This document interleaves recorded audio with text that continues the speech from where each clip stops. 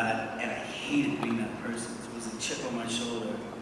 So, and I find that more interesting to, have that sort of thing in your household, and you're like, man, this is my life, and trapped. So you're sort of trapped within a trap. So I fought not to do that, and I fought as if I was embarrassed of that. And so when Merle leaves the show, it's an opportunity for growth, and now I'm forced to be a new person, but I'm also free to become a new person. And I always thought that was more interesting, than just being another Merle. So I asked that they change that, and they were gracious enough to change that and hear me out, and take that character in directions that were new that I never even thought of. So, like I said, it's a collaborative gig, So I don't know. I thought it was more interesting, So there you go. I love you too, wherever you are. All right, that's a Hi, question. Mom.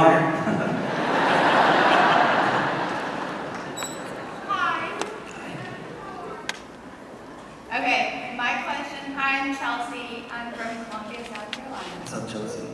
What's up, Norman? You're hot, and on behalf of all my girlfriends, they all want to marry you. Jeez. So,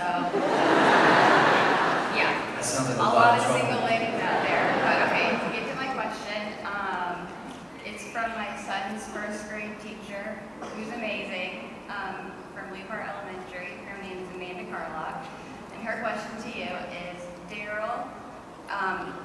Daryl was going back to help protect his new home, but turned back when Rick seemed to be in trouble. Do you think he would have taken off or stayed course if the people leading the walkers away had been someone like Carol, Michelle, Maggie, or Lenny?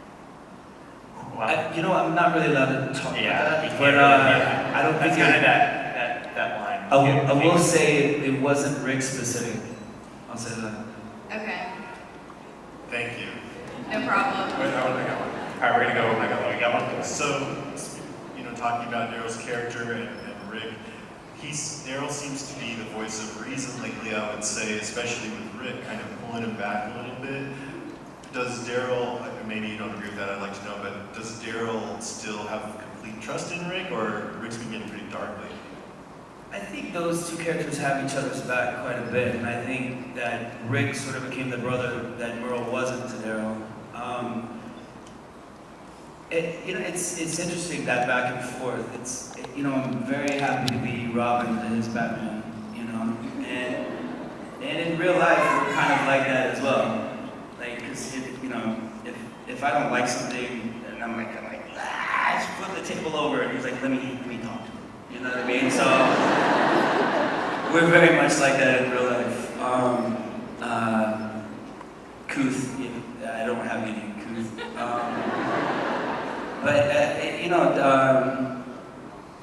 Even that actor, like Andy's one of my best friends now. And that dude's first one on set in the morning, he's the last one to leave. If there's a new character, he's the first person to go shake the guy's hand or the girl's hand and welcome them. And I kind of go Daryl mode, and I'm like, who's this guy? I want to see this guy get bruised up before I make a judgment, like poor Chad, I didn't talk to Chad for like 2 months when he came on. I was like, who's this guy? Who does he think he is? And then he just won everyone over because he's so awesome. But I kind of do that, and to be honest, and he's a better Boy Scout than me, I think. Has he influenced you in any way? Has he influenced you in any way? Oh, all the time. All the time. He's such a good guy. Like, he's such a good guy. He deserves all the success that he's getting. But I can say that about everybody on the cast. I've watched Steven go from here to here to here to here to here. I've watched Carol, I've watched all of them really own these characters, and everyone's constantly impressing everyone. I don't think there's a single cast member that I haven't gone, hey, what do you think, should I try this? I can say that to all of them, honest answer. Chandler? Chandler, oh God, I go to Chandler all the time. Yeah. Chandler's, oh my God, he's got such good stuff. And he's such a cool dude. I remember Chandler like this big, you know? I remember we found out like a cassette tape on the ground and he was like, what's this? You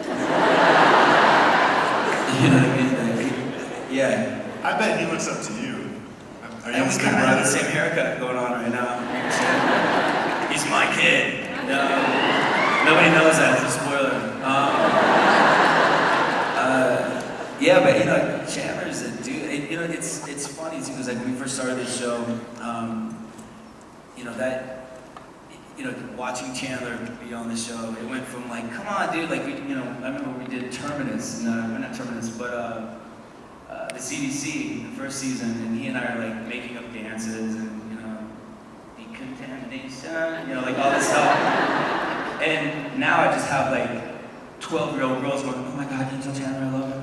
And, you know, like it's changed so much. It's Beatlemania over there. Yeah, he's a little heartthrob, that dude. Yeah, and he's super cool, so. Alright, we're gonna go this way.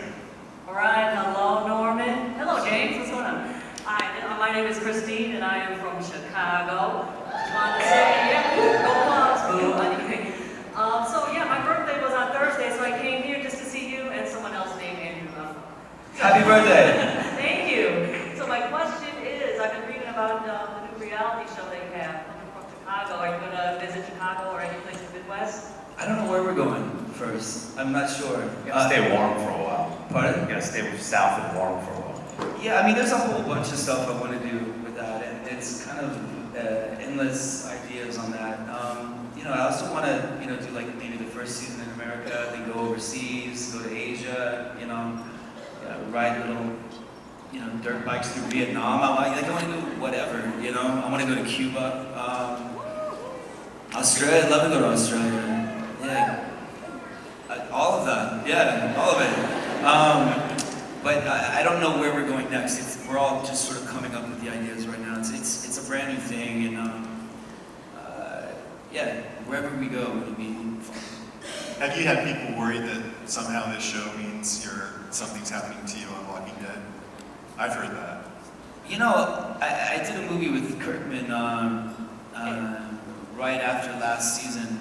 And it was literally like we had 2 days left of filming, and I get a message from Robert going, hey buddy, can you call me? And I was like, oh God, here we go. Yeah, I'll be burning stuff to the ground, trust me.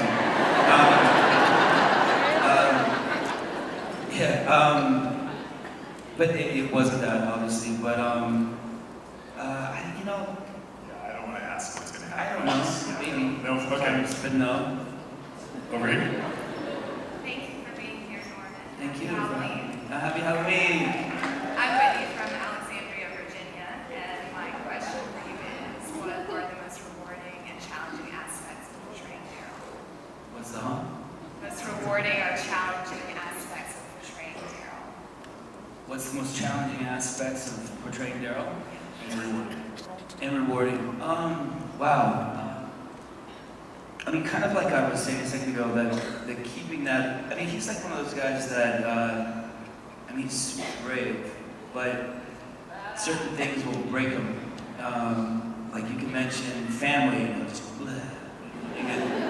You know, he wants to belong so bad. I've always said he's kind of like a wild dog or something. Like if you go to pet him, he'll snap at you, but if you can feed him and bring him someplace out of the rain, he'll just follow you forever. But you know, he's still like, if you take a newspaper and you're like this, he's gonna cower and then he'll bite your face off. But you know, it's kind of keeping that balance of somebody that's damaged, because those things are interesting, you know, and keeping, you know, those characteristics of this guy, but also having him man up. If he didn't have those other things, he could just be this guy. So keeping him complicated has been the most challenging. The most rewarding, I don't know, it had to be the job itself, and it had to be working with these people. And you know, I'd only really done movies before this, and you know, you have 1 to 6 months to make a character. You have 6 years to make a character, that's kind of a blessing. I mean, you can do a lot all the time, and you can plant these little seeds behind you and they turn into trees and forests, and it's a whole different thing. So the time and the people I work with has been the most rewarding. Do you enjoy the fact that your character is not in the comic books? Because if it were, would you be tempted to read ahead and learn? Do you like that it's always new and surprising? I like that I'm my own, I mean, I like all the characters in the book as well, but yeah, I like having my view be wide open. One of the coolest scenes recently was when Daryl took the chain and whipped off the zombie's head. That was pretty badass. Yeah. Do you watch that? You watch all of it afterwards. How is it like to see the finished product? I think I rewinded that like 50 times. That was so cool. Yeah, that was one of my favorite kills for sure. What's it like to film it? Filming it, the chain's this long, and hopefully I'm lining the chain up with their heads. It was cool. I mean, that whole episode was so chaotic because you're running this way, things are coming at you, you're jumping on the ground, you're rolling under semi trucks, and then you're popping up, you're swinging a train, you're going under a semi truck, and you're crawling like this, and it was freezing. So like your knuckles are bloody and your elbows are bruised, and it's very uncomfortable. But it looked super badass, I have to say. Do you have a preference for those kind of action shots? Yeah, give it up for that scene. Yeah, it's great. But, in all fairness, a lot of that was Victor, our special effects guy, making that dope. I gotta say, so. It's looking better and better, that stuff all the time, the CGI. This year's crazy. That's crazy. I mean, that last week's episode, the special effects and the cinematography and the drama of that was just at an all-time high. That was so intense. We're not allowed to talk about it.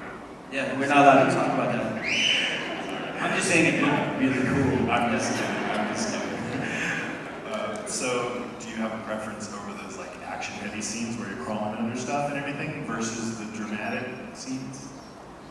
Well, I mean, I kind of like them all differently for different reasons.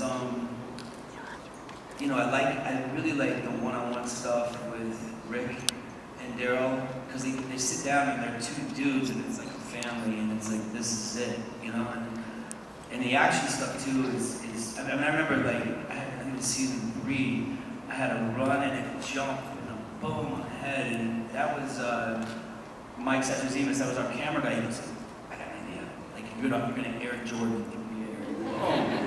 And I was like, really? I was like, wow, can I jump that high? Let's see. And that's one of my favorite kills as well. But that's how close that crew is. I can look at Deej, our focus puller, and I can tell in his face that was a good scene, or a good shot, or a good moment. But I mean, I have that with just about everybody on it, which we all do.